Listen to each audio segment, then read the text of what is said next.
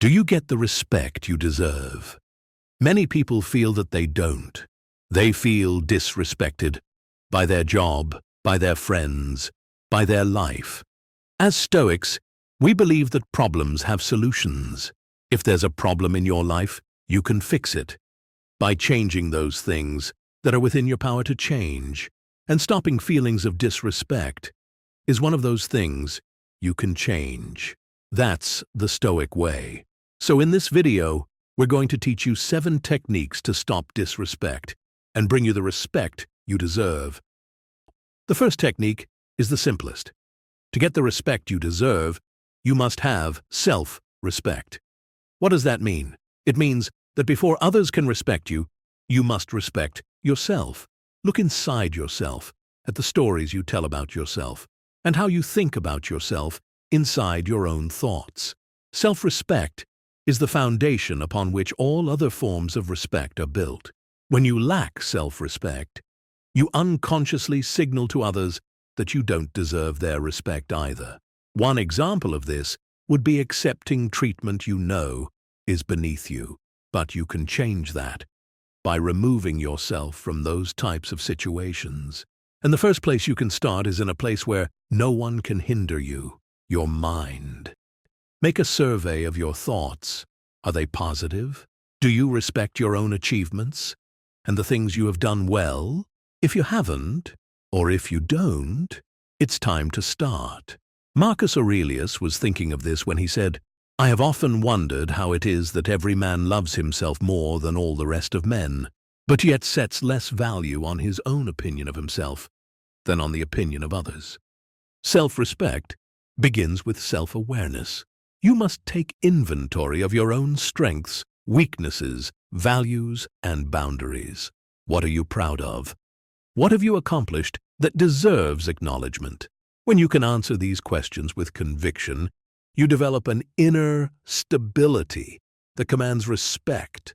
Many people confuse self-respect with overconfidence, but they are not the same. Arrogance stems from insecurity. It's a mask worn to hide self-doubt. True self-respect allows for humility because it doesn't need outside validation. As Epictetus taught, it is impossible for a man to learn what he thinks he already knows. You can't learn self-respect if you think that, deep down, you don't deserve it. In practical terms, building self-respect requires daily practice. Start by speaking to yourself with the same dignity and consideration you would offer to someone you admire. Notice your self-talk. Is it harsh, critical, or dismissive? Would you speak to a colleague or friend that way? If not, why do you speak to yourself that way? The Stoics practiced daily reflection to build their mental muscles. Each evening, Marcus Aurelius would review his day, acknowledging where he lived up to his principles and where he fell short. If he did badly, he would commit to improvement, and if he did well, he would acknowledge it. When you can, be your own source of validation, rather than seeking it from others. The easiest place to start will always be with yourself, because you can control your mind far more than you'll ever be able to control anything else. The second technique to get more respect is to make changes in your life, to set yourself up to have more respect. Because sometimes, if we're being honest, respect is a mask for bigger problems that take change at a deeper level. Respect starts inside you before others show it to you. When people treat you badly, trying to change them often fails.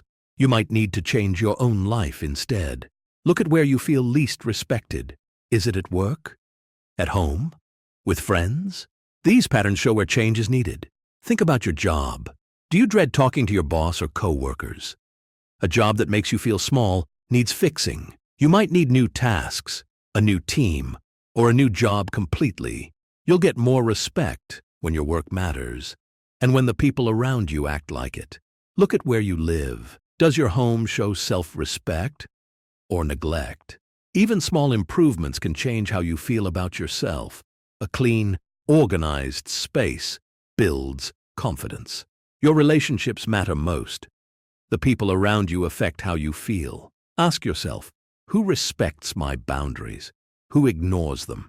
It's okay to step back from people who put you down. Money problems can make you feel stuck in bad situations. Many people feel a connection between self-respect and not being deep into debt. For example, no one likes feeling like they're in a financial hole.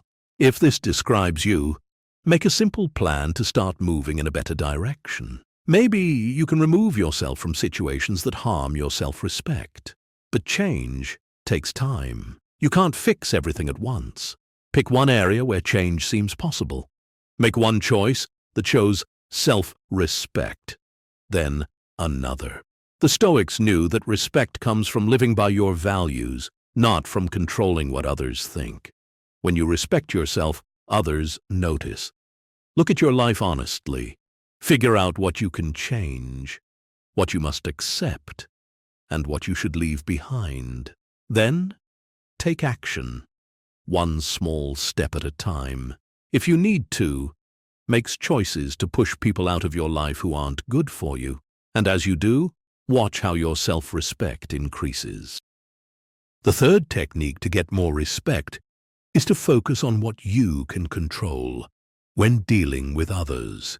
The Stoics had a simple but powerful idea. Some things are up to us, and some things are not. When we forget this, we waste energy and feel upset. Take the example of a face-to-face conversation. In any such conversation, you only control a few things: your words, your appearance, your body language, and your intentions. That's it. You cannot control how others hear you, what they think of you, or how they respond. Most frustration comes from trying to control these things you can't control. You explain something carefully, but someone misunderstands. You speak respectfully, but someone gets offended. You try to help, but someone thinks you have bad motives. Before important talks, take a moment to remind yourself what's yours to control and what isn't. This creates a mental space of calm around you.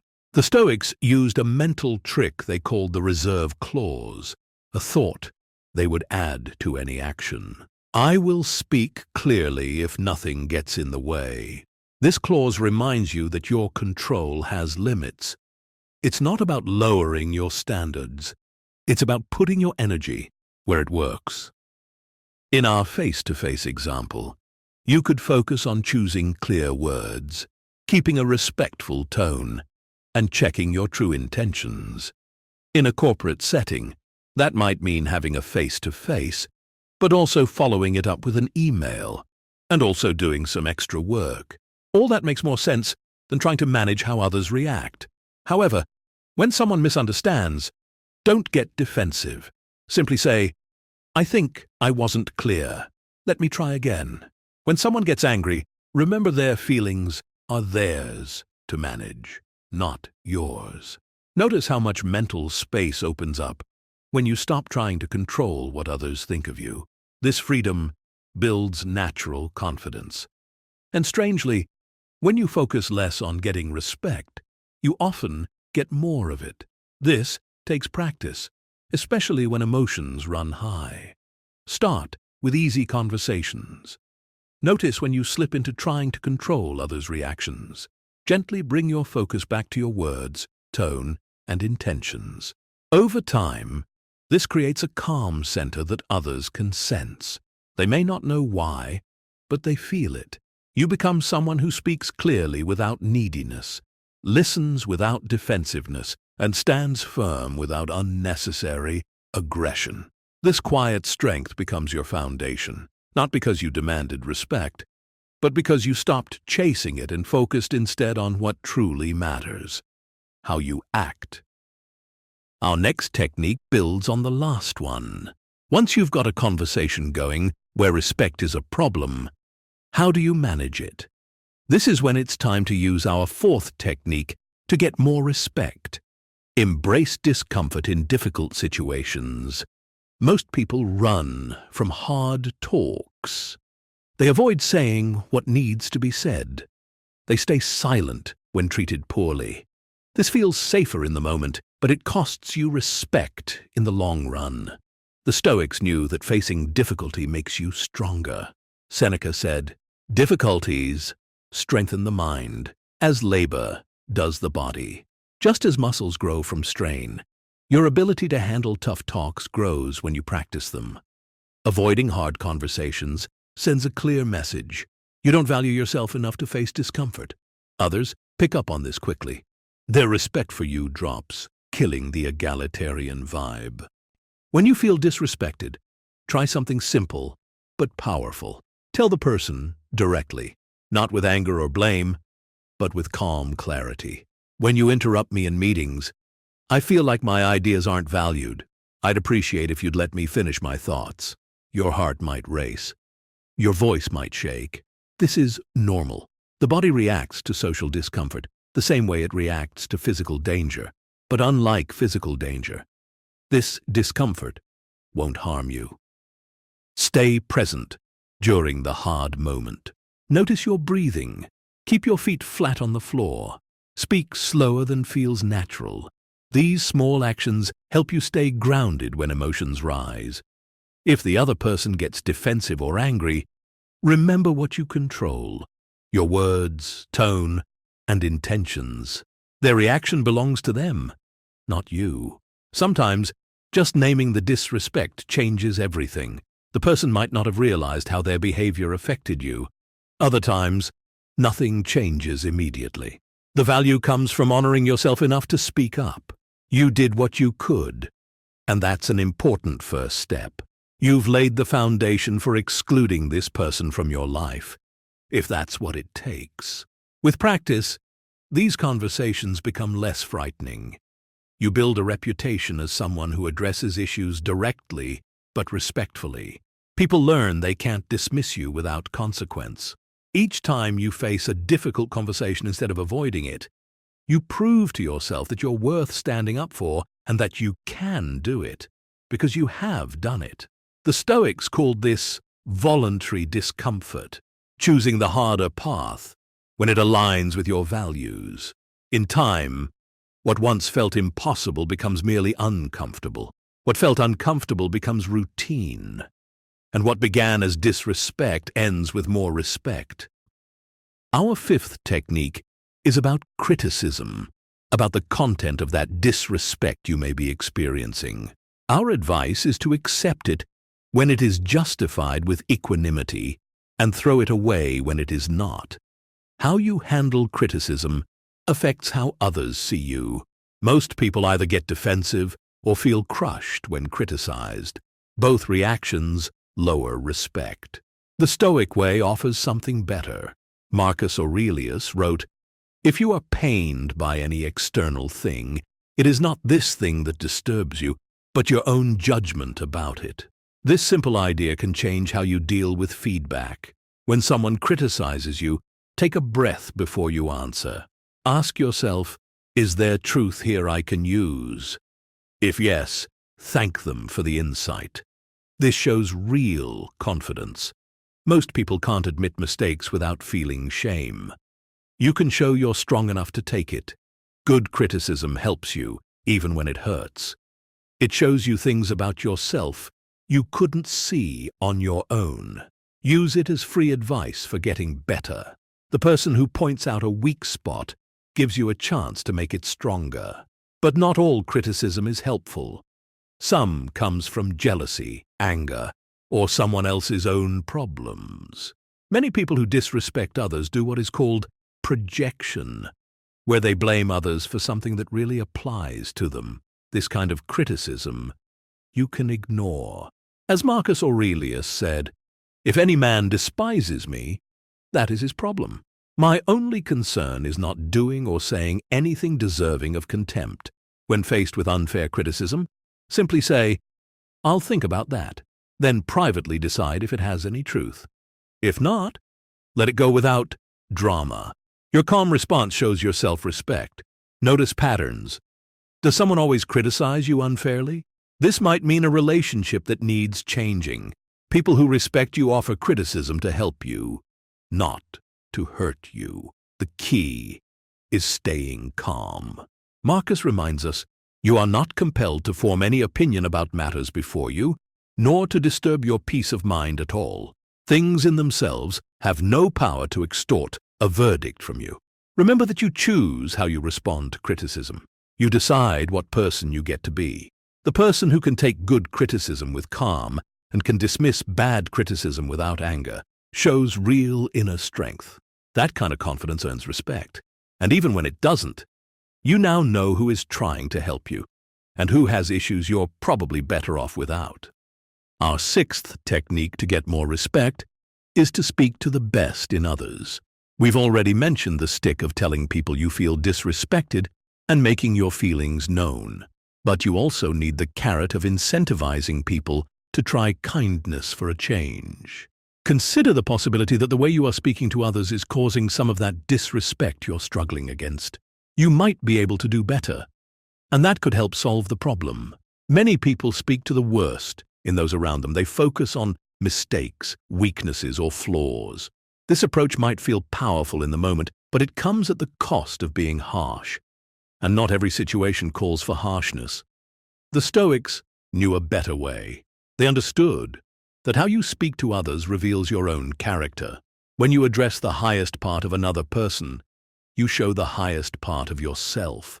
Reflect for a moment on how you can be inspirational. You too can be a leader. Each time you speak, you have a choice: to pull others in or to push them away. This power exists in every conversation.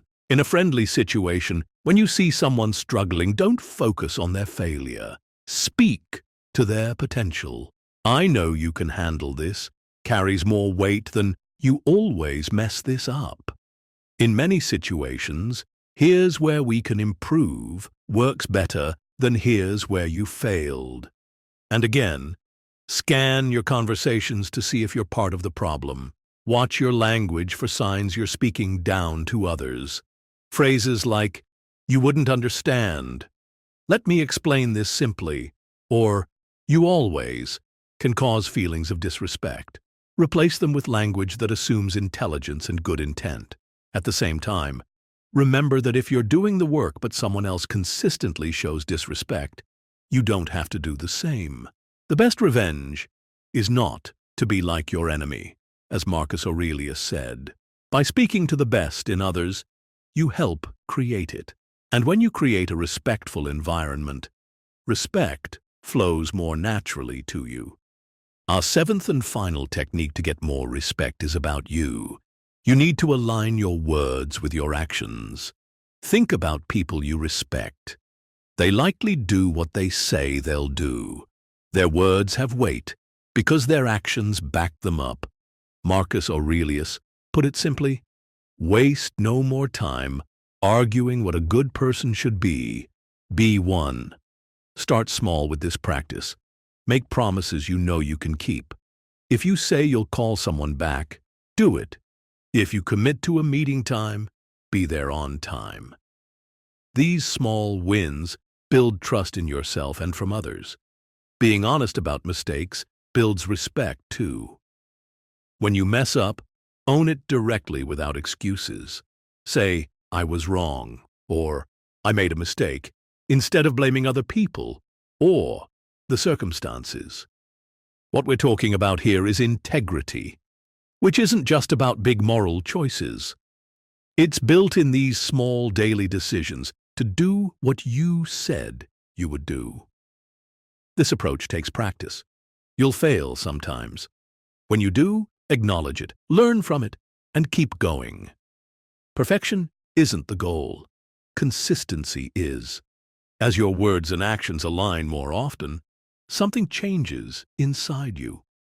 You develop greater self-trust. This inner confidence affects how you carry yourself, how you speak, and ultimately, how others respond to you. Respect follows naturally when you become a person whose word means something. Now you have 7 powerful techniques to get you the respect you deserve. 1. Build self-respect first. 2. Make changes in your life to support respect. 3. Focus on what you can control. 4. Have the difficult conversations. 5. Handle criticism wisely. 6. Speak to the best in others. 7. Make sure your words match your actions. Start with systems that protect your dignity. At the same time, make good choices that show who you really are. Finally, don't accept disrespect as normal. Each time you take a step down the road to self-improvement, you set a good precedent. So start with just one technique today. See how it feels. Then build on it, one day at a time. In our next videos, we'll share more ancient Stoic wisdom to help with your daily struggles. These ideas all point to one truth. Living the good life requires a complete mental approach. Don't forget to subscribe and turn on notifications to join our Stoic community. Your comments help others find these tools when they need them most. Until next time, remember what Seneca said. It is the mind that makes us happy, in whatever condition we are. Now it's up to you to live the Stoic life and become the person you were meant to be.